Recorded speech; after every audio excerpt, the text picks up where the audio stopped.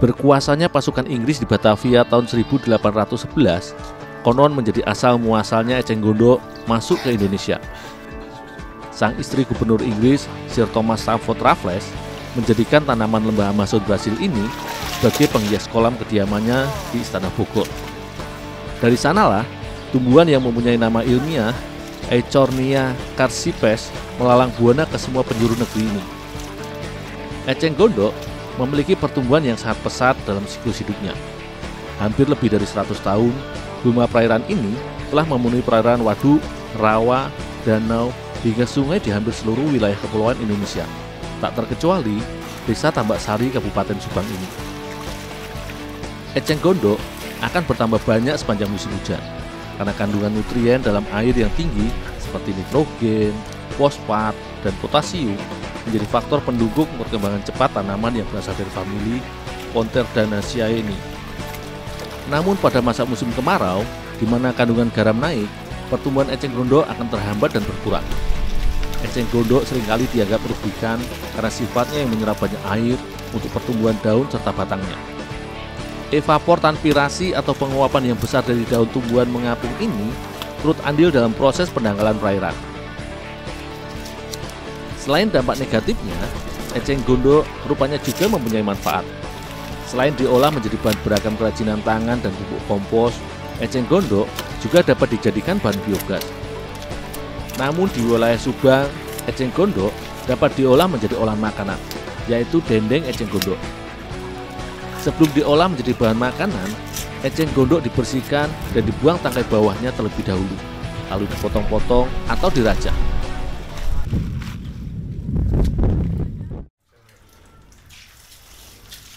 Selain pertumbuhannya yang pesat, eceng gondok memiliki sifat menyerap logam-logam berat serta senyawa sulfida. Karena itulah, sebelum dikonsumsi dan diolah menjadi bahan makanan, eceng gondok harus dicuci dengan air mengalir hingga bersih.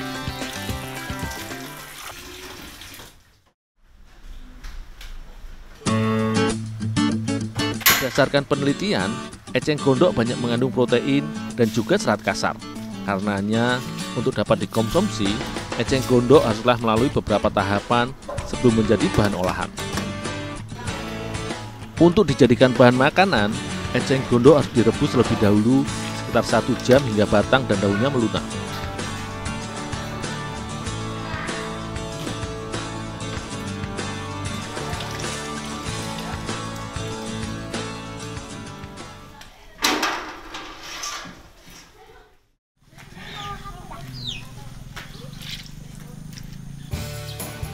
Setelah direbus, selanjutnya eceng gondok harus dihaluskan terlebih dahulu supaya mudah ketika dicampur dengan bahan lain nantinya.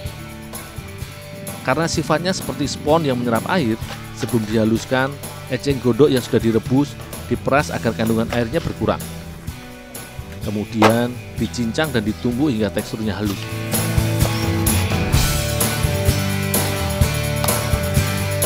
Proses penghalusan eceng gondok ini sengaja dilakukan secara manual atau tanpa mesin, agar tekstur dari eceng gondok tetap terjaga serta agar adonannya nanti lebih padat.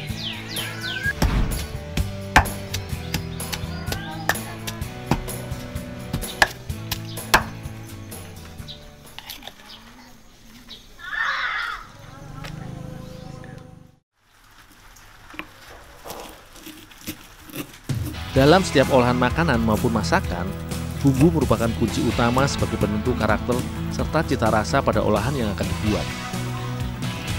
Eceng gondok dikenal memiliki cita rasa yang cenderung pahit, karenanya diperlukan bumbu rempah yang cukup banyak.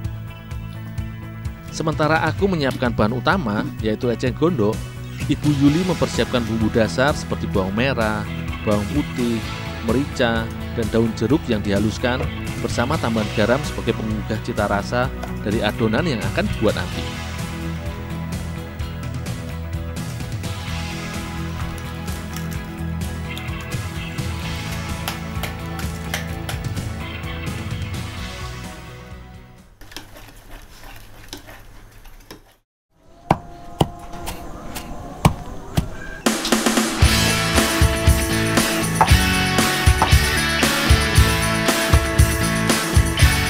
Proses selanjutnya yaitu membuat adonan dendeng. Eceng gondok yang sudah dihaluskan tadi kemudian dicampur bersama bumbu dan bahan pelengkap lainnya seperti telur ayam, tepung tapioka, dan minyak goreng.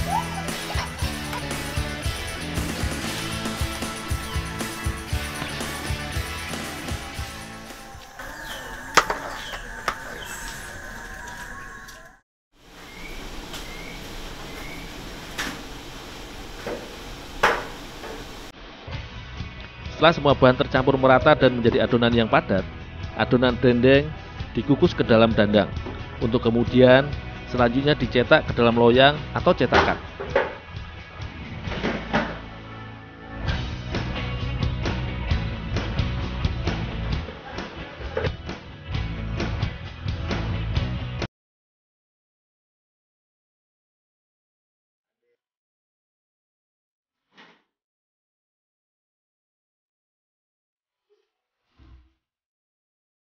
Hasil cetakan ini akan di-oven sampai adonan benar-benar kering. Proses pemanggangan biasanya butuh waktu sekitar 2 jam untuk membuat dendeng eceng gondok siap untuk dipasarkan.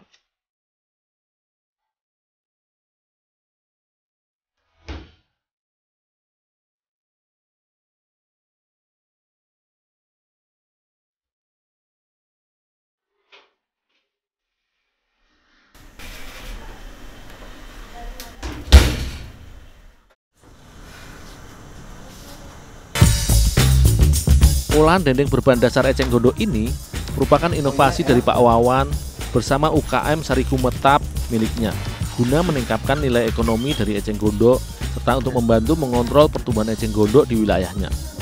Produk kreasinya ini tidak hanya dipasarkan di wilayah Subang saja, melainkan juga di beberapa kota besar di Pulau Jawa dan Sumatera.